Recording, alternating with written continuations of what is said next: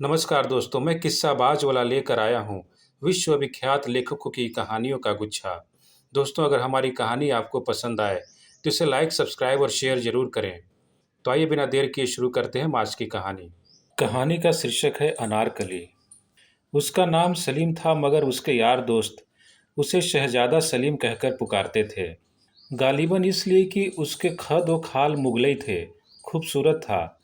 उसका बाप पीडब्ल्यूडी के दफ्तर में मुलाजिम था। तनख्वाह ज़्यादा से ज़्यादा 100 रुपये होगी, मगर बड़े ठाठ से रहता। जाहिर है कि रिश्वत खाता था। यही वजह है कि सलीम अच्छे से अच्छा कपड़ा पहनता, जेब खर्च भी उसको काफ़ी मिलता, इसलिए कि वो अपने वालदैन का इकलौता लड़का था। जब कॉलेज में था तो कई लड़कियां उस पर जान छिड़कती थीं, मगर वो बेइतनाई बरतता। आखिर उसकी आंख एक शोख व शुंग लड़की, जिसका नाम सीमा था, से लड़ गई। सलीम ने उससे राह व रस्म पैदा करना चाहा। उसे यकीन था कि वो उसकी इल्तिफात हासिल कर लेगा। नहीं तो वो यहाँ तक समझता था कि सीमा उसके कदमों पर गिर पड़ेगी और उसकी ममनून और मुतशक्किर होगी कि उसने मोहब्बत की निगाहों से उसे देखा। एक दिन कॉलेज में सलीम ने सीमा से पहली बार मुखातिब होकर बोला, आप किताबों का इतना बोझ उठाए हुए हैं, लाइए मुझे दे दीजिए। मेरा तांगा बाहर मौजूद है। आपको और इस बोझ को आपके घर तक पहुंचा दूंगा। सीमा ने अपनी भारी भरकम किताबें बगल में दबाते हुए बड़े खुश्क लहजे में जवाब दिया, आपकी मदद की मुझे कोई ज़रूरत नहीं। बहरहाल शुक्रिया अदा किए देती हूँ। शहजादा सलीम को अपनी ज़िंदगी का सबसे बड़ा सदमा पहुंचा। चंद लम्हात के लिए वो अपनी खिफ़त मिटाता रहा। औरत को मर्द के सहारे की ज़रूरत होती है। मुझे हैरत है कि आपने मेरी पेशकश क्यों ठुकरा दिया। सीमा का लहजा और ज़्यादा खुश्क हो गया। औरतों को मर्द के सहारे की ज़रूरत होगी, मगर फ़िलहाल मुझे ऐसी कोई ज़रूरत महसूस नहीं होती। आपकी पेशकश का शुक्रिया अदा कर चुकी हूँ। इससे आप ज़्यादा और क्या चाहते हैं। यह कहकर सीमा चली गई। शहजादा सलीम, जो अनारकली के ख्वाब देख रहा था, आंखें झपकता रह गया। उसने बहुत बुरी तरह शिकस्त खाई थी। इससे कब्ल उसकी ज़िंदगी में कई लड़कियां आ चुकी थीं, जो उसके अब्रू के इशारे पर चलती थीं, मगर ये सीमा समझती क्या है अपने आप को। इसमें कोई शक नहीं कि खूबसूरत है। जितनी लड़कियां मैंने अब तक देखी, इन सब में सबसे ज़्यादा हसीन। मगर मुझे ठुकरा देना यह बहुत बड़ी ज़्यादती है। मैं ज़रूर इससे बदला लूँगा, चाहे कुछ भी हो जाए। शहजादा सलीम ने उससे बदला लेने की नई नई स्कीमें बनाई, मगर बार आवर साबित न हुई। उसने यहाँ तक सोचा कि उसकी नाक काट डाले। ये वो जुर्म कर बैठता, मगर उसे सीमा के चेहरे पर यह नाक बहुत पसंद थी। कोई बड़े से बड़ा मुसव्विर भी ऐसी नाक का तस्वुर नहीं कर सकता। सलीम तो अपने इरादों में कामयाब न हुआ, मगर तकदीर ने उसकी मदद की। उसकी वालिदा ने उसके लिए रिश्ता ढूंढना शुरू किया। निगाहे इंतखाब आखिर सीमा पर पड़ी, जो उसकी सहेली की लड़की थी। बात पक्की हो गई, मगर सलीम ने इनकार कर दिया। इस पर उसके वालिदैन बहुत नाराज हुए। घर में 10-12 रोज तक हंगामा मचा रहा। सलीम के वालिद जरा सख्त तबीयत के थे। उन्होंने उससे कहा, देखो, तुम्हें हमारा फैसला कबूल करना होगा।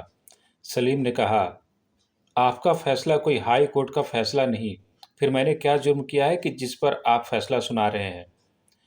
उसके वालिदैन को यह सुनकर तैश आ गया। तुम्हारा जुर्म है कि तुम न खल्फ हो, अपने वालिदैन का कहना नहीं मानते, उदुल हुक्मी करते हो। मैं तुम्हें आग कर दूंगा। सलीम का जोश ठंडा हो गया।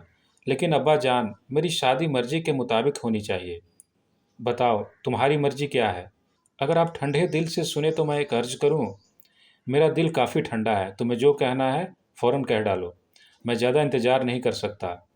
सलीम ने रुक कर कहा, मुझे एक लड़की से मोहब्बत है। उसका बाप गरजा। किस लड़की से? सलीम थोड़ी देर हिचकिचाया। एक लड़की है। कौन है वो? क्या नाम है उसका? सीमा मेरे साथ कॉलेज में पढ़ती है। मियाँ इफ्तिखार उद्दीन की लड़की? जी हाँ, उसी का नाम सीमा इफ्तिखार है। मेरा ख्याल है वही है। उसके वालिद बेतहाशा हंसने लगे। ख्याल के बच्चे, तुम्हारी शादी उसी लड़के से करार पाई है। क्या वो तुम्हें पसंद करती है? सलीम बौखला सा गया।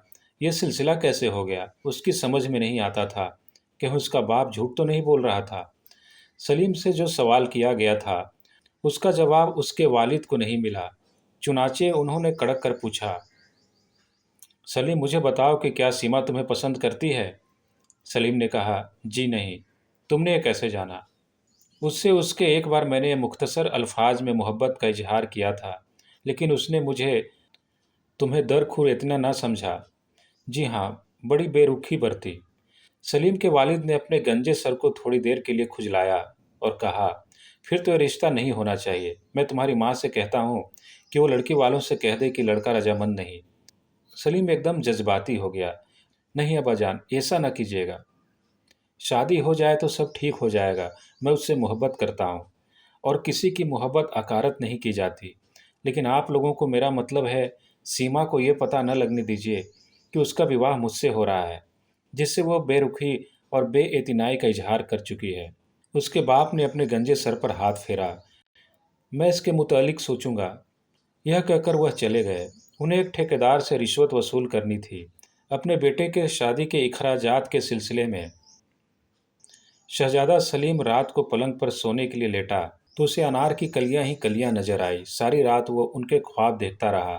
घोड़े पर सवार बाग में आया, सुहाना लिबास पहने, अस्प ताजी से उतरकर बाग की एक रविश पर जा रहा है। क्या देखता है कि सीमा अनार के बूटे की सबसे ऊंची शाख से एक नौखेज कली तोड़ने की कोशिश कर रही है। उसकी भारी भरकम किताबें जमीन पर बिखरी पड़ी हैं, जुल्फी उलझी हुई हैं, और वो उचक उचक कर शाख तक अपना हाथ पहुंचाने की कोशिश कर रही है, मगर हर बार नाकाम रहती है। वो उसकी तरफ बढ़ा। अनार की झाड़ी के पीछे छुपकर उसने उस शाख को पकड़ा और झुका दिया। सीमा ने वह कली तोड़ ली जिसके लिए वह इतनी कोशिश कर रही थी, लेकिन फौरन उसे इस बात का एहसास हुआ कि वो शाख के नीचे कैसे छुप गई। वो अभी ये सोच ही रही थी कि शहजादा सलीम उसके पास पहुंच गया। सीमा घबरा गई, लेकिन संभल कर उसने अपनी किताबें उठाई और बगल में दाब ली अनारकली अपने जोड़े में उड़ीस ली और ये खुश्क अल्फाज कहकर वहां से चली गई, आपकी इमदाद की मुझे कोई ज़रूरत नहीं, बहरहाल शुक्रिया अदा किए देती हूँ। तमाम रात वो इसी किस्म के ख्वाब देखता रहा। सीमा, उसकी भारी भरकम किताबें, अनार की कलियां और शादी की धूमधाम। शादी हो गई। शहजादा सलीम ने उस तरकीब पर अपनी अनारकली की एक भी झलक नहीं देख पाई थी। वो उस लम्हे के लिए तड़प रहा था जब सीमा उसकी आगोश में होगी। वो उसके इतने प्यार लेगा कि वो तंग आकर रोना शुरू कर देगी। सलीम को रोने वाली लड़कियां बहुत पसंद थीं। उसका ये फलसफा था कि औरत जब रो रही हो तो बहुत हसीन हो जाती है। उसके आंसू शबनम के कतरों के मानिंद होते हैं जो मर्द के जज्बात को फूलों पर टपकते हैं, जिनसे उसे ऐसी राहत, ऐसी फरहत मिलती है जो और किसी वक्त नसीब नहीं हो सकती। रात को 10 बजे दुल्हन को हुज्र उरूसी में दाखिल कर दिया गया। सलीम को भी इजाज़त मिल गई कि वो उस कमरे में जा सकता है। लड़कियों की छेड़छाड़ और रस्म व रसूम सब खत्म हो गई थीं। वो कमरे के अंदर दाखिल हुआ। फूलों से सजी हुई मसहरी पर दुल्हन घूंघट काढ़े रेशम की एक गठरी सी बनी बैठी थी। शहजादा सलीम ने खास एहतिमाम कर लिया था कि फूल अनार की कलियां हो। वो धड़कते हुए दिल के साथ मसहरी की तरफ बढ़ा और दुल्हन के पास बैठ गया। काफ़ी देर तक वो अपनी बीवी से कोई बात न कर सका। उसे ऐसा मालूम होता था कि उसकी बगल में किताबें होंगी जिनको वो उठाने नहीं देंगी।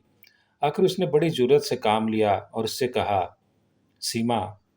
यह नाम सुनते ही उसकी जुबान खुश्क हो गई, लेकिन इसने फिर जुर्रत फराहम की और अपनी दुल्हन के चेहरे से घूंघट उठाया और भौंचक्का रह गया। ये सीमा नहीं थी, कोई और ही लड़की थी। अनार की सारी कलियां उसको ऐसा महसूस हुआ कि मुरझा गई हैं। धन्यवाद।